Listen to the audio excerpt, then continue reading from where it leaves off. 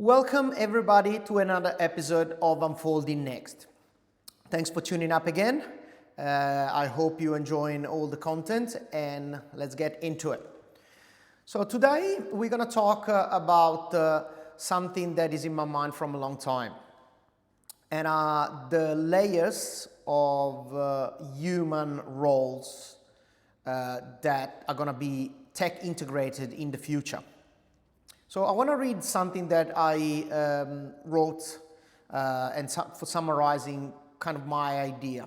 So I'm going to read that for you. Adopting AI, automation and emerging tools today is not just about efficiency. It's about unlocking your future. It's about becoming a kind of human that thrives when others are replaced. Not because you are competing against machines, but because you know how to collaborate with them better than anyone else. So a discussion point in this period and in the past months and in the upcoming future, it's about this topic that humans are going to be replaced by artificial intelligence, agents, machines, whatever you want to call it, sophisticated software or whatever you want to call it. I do agree partially of this idea. I do believe, I've already expressed my opinion, that humans are designed to do other things rather than do some repetitive task or try to making difficult calculation above their normal standard capability, let's say that. So I do believe though that a lot of people are going to be replaced, but I want to categorize these to make it like simple, and please let me know if you agree with me or if you believe there is other differentiation or whatever is your thought in the comment. Please interact with me and in order to create also a community that maybe can get inspired from the thought of each other. So I want to divide three type of humans going on and moving on in the future, and this is not about which industry you are in. I think it will be very broad and comprehensive for any industry, more effective, less effective, plus or less. So the first categories of people are the one that I identify and call the replaced. So the replaced are these people that pretty much I'm going to, from now, from the past and in the future, I'm gonna ignore any of these shifts, and therefore they're gonna keep working in the way that they're working. They're not gonna adopt any new technology. They are actually not curious to know that, and they will live in their outdated system, let's say. What is gonna, and that's gonna be probably the majority of it. These people eventually are going to end up losing relevance due to competition and missing efficiency in their task, and they probably end up losing their job, or if their job would be replaced by an automation or an artificial intelligence or other way to do things, they probably will lose the job, and they will be relegated to do different tasks, but at the same level. So it's not a really good category to be into it. The second category that it's gonna be probably the broader one and the larger one, I hope so, for the future. They're what I call them the adopters. So all these people are actually all the human beings that are gonna, for example, use ChatGPT, Notion AI or Grok or whatever the type of emergent technology and AI, new software. They're gonna, for example, try to implement in their workflow tools like image, AI image generation, video generation, any LLM, etc., etc. So what are these people are going to do? They actually are going to create an edge against relatives and co-workers or even competitors. That's a really good starting point. All these people are going to be able to save time, optimizing their workflow, and therefore, especially at the beginning, I do believe they are going to be the one that they could sell and market themselves also better because simply their own performance are going to be superior compared to their competitors or even for, you know, in a simple job position, they're going to be able to, in the same time, to be more profitable, more precise, and more productive. So what they actually, these big, large group of people, what they're going to do, they simply integrate new technology into their normal work on their workflow. So this is a really good starting point. However, I do believe that will eventually kind of normalize and fade it down or kind of stabilize on a level going on, and it's going to be kind of the superficial level, you know, like to get like a little step, a little jump ahead, but it won't take you to the ultimate goal or whatever is, I do believe, the way we should pursue and looking forward and moving forward in the future. The third category that I would like also to spend, I would like actually spend more time to talk about it. It's going to be a limited, a restricted group of people, probably a small percentage. However, I call them the pattern masters, or easier, I'll call it the maximizer. So these people are going to be the people that are not only going to limit their own experience to using and implementing new tools in order to optimize their life and workflows and performance, but what are they going to do? And that's the most important things. They are the one they are going to be able to understand how all these tools are going to respond on requests and workflows and etc., etc. So that means that are going to be able to extract the maximum value for each of these tools. If we're talking about like an artificial intelligence like ChatGPT, or if we're talking about agents, or if we're talking about any technology, they are going to be able to interact with that tool in order to extract the maximum value. And as a consequence, they are going to be able to identify patterns and way to communicate or way to go around the obstacles or blocks in the that they are between their goal and their request, let's say. So they would like to achieve something, the machine or the AI it's capable to.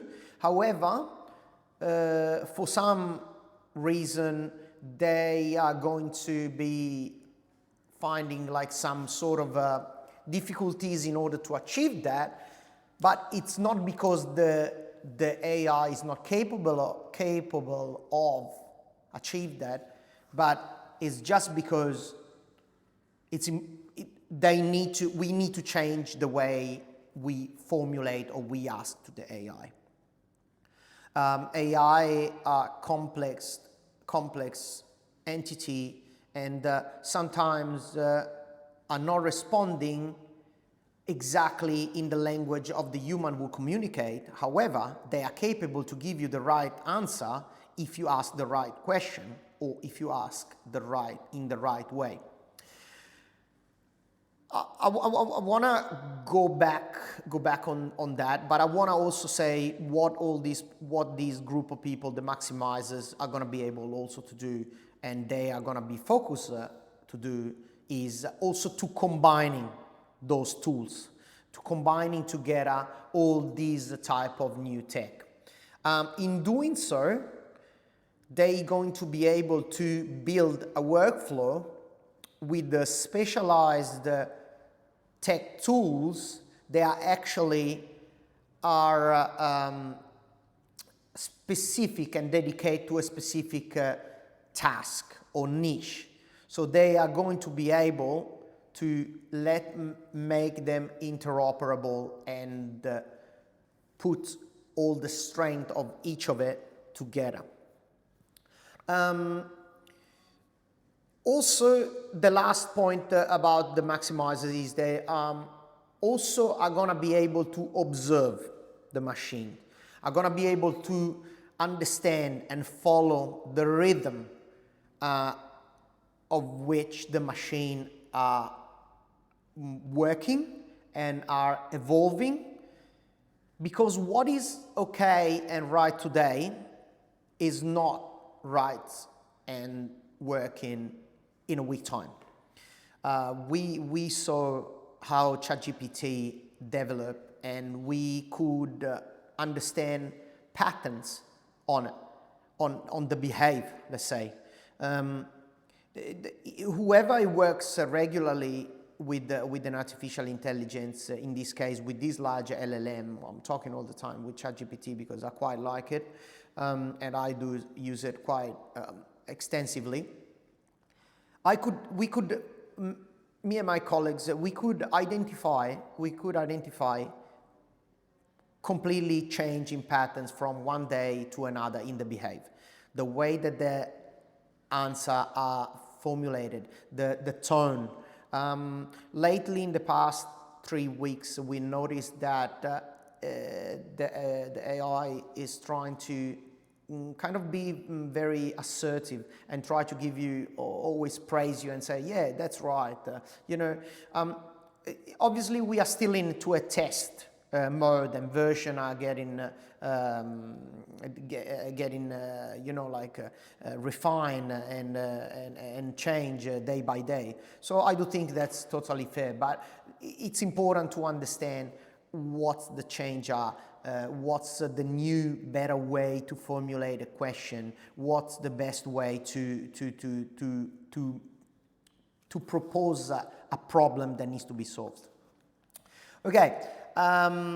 The example that I want to bring about the maximizers is, for example, in it could be any type of question that being asked. However, let's make an example that I can just refer because we are working with it. So when you ask, in this case, ChatGPT to write a code for you, if you ask a very, very complex code or a long code, or you are trying to put together quite a lot of instruction, and the majority of the time doesn't work because there is not a clear understanding of what, by the machine, by the AI, there's not a clear understanding of what you're actually asking.